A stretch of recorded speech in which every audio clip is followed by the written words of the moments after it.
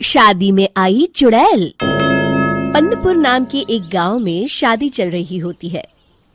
वाह, मजा आ गया फूफा जी। शादी में क्या खाना बना है, बाराती तो उंगलियां चाटते रह जाएंगे। हाँ, तुमने सही कहा। पनीर की सब्जी का तो कोई जवाब ही नहीं।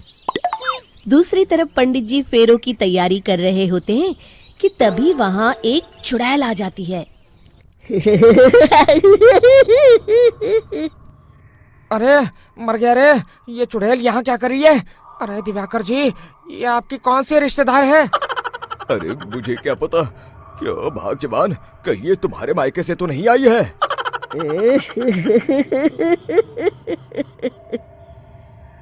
तुम लोगों की इस गांव में बारात लाने की हिम्मत कैसे हुई? मेरे रहते इस गांव में किसी की शादी नहीं हो सकती। अब तुम लोग देखो मैं क्या करती हूँ। अरे मर गया रे, मैंने सुना है ये जबान की पक्की है। भागो रे भागो, वरना ये चुड़ैल किसी को नहीं छोड़ेगी। हाँ, तुम सही कहते हो मोहन भाई। यहाँ से भाग लेने में ही हम सबकी भलाई है। देखते ही देखते शादी के मंडप में भगदड़ मच जाती है और चुड़ैल सब कुछ उजाड़ कर रख देती है। फिर एक दिन मोहन की शादी तय हो जाती है। अरे भाई, अगले हफ्ते मेरी शादी तय हो गई है, लेकिन इस चुड़ैल की दहशत के मारे तो मेरे हाथ पैर कांप रहे हैं। अरे मोहन, तुम्हारा दिमाग तो खराब नहीं हो गया? तुम अपने साथ साथ हम सब गांव वालों को भी बलि का बकरा बनाना चाहते हो? उस चुड़ैल के रहते तुमने अपनी शादी के बारे में सोच भी कैसे लिया? देखो गोपाल, डर तो मुझे भी लग रहा है, लेकिन उस चुड़ैल के डर से मैं जिंदगी भर कुंवारा तो नहीं रह सकता। तभी वहाँ मोहन के होने वाले ससुर आ जाते हैं। अरे ससुर जी, आप? देखो, अब तक मैं तुम्हारा ससुर बना नहीं हूँ और शायद बनूंगा भी नहीं। ये आप क्या कह रहे हैं? मैंने तो शादी का कोड भी सिलवा लिया है। मैं अपनी बेटी की शादी किसी अच्छे गांव में कराना चाहता हूँ। तुम्हारा गांव तो भूतिया गांव है। मैं तो क्या, अब तो कोई भी अपनी लड़की इस गांव वालों को नहीं देगा। इस तरह चुड़ैल के डर से उस गांव में किसी की भी शादी नहीं हो पाती। फिर एक दिन गांव के जमींदार अपनी बेटी की शादी करने का विचार करते हैं, लेकिन चुड़ैल के डर से उनकी भी हिम्मत जवाब दे देती है। अगर मेरी बेटी की शादी तय समय से नहीं हुई तो मेरी नाक कट जाएगी। मुझे कुछ करना ही होगा।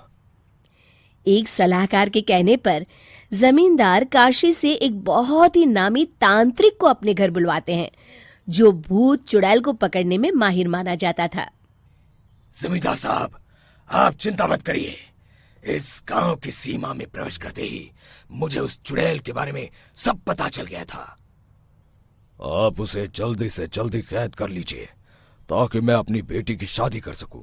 जब वो चुड़ैल एक इंसान थी, तब ठीक उसकी शादी करने वाले दिन ही उसकी और उसके होने वाले पति की एक दुर्घटना में मौत हो गई थी। उसका होने वाला पति आज भी भूत बनकर जंगल में भटकता है।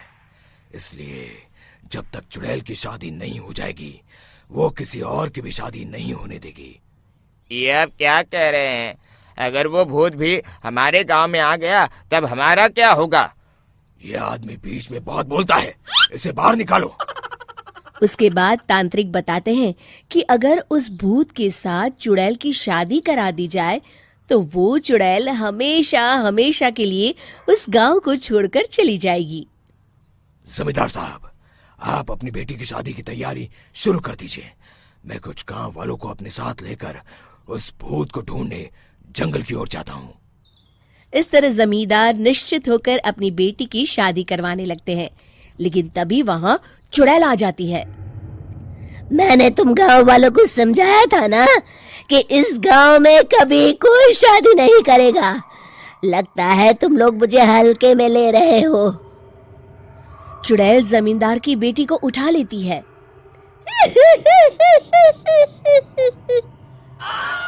अब देखती हूँ बिना दुल्हन के तुम लोग शादी कैसे करोगे। मैं इसे अपने साथ ले जा रही हूँ। छोड़ मुझे, पिताजी, मुझे बचाइए। अरे कोई मेरी बेटी को बचाओ। तभी तांत्रिक उस भूत को लेकर वहां पहुंचता है। अरे भाग्यवान, रुको, इन मासूमों को परेशान मत करो, मैं आ गया हूँ, अब तुम मेरे साथ चलो। चुड़ैल बहुत खुश हो जाती है। आप आ गए, चलिए अब हम मंदिर में चलकर शादी कर लेते हैं।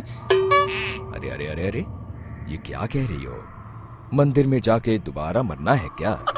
चलो, आज से हम जंगल में रहेंगे। चुड़ैल चली गई, अब मेरी शादी हो जाएगी। इस तरह सभी गांव वाले खुशी से झूमने लगते हैं।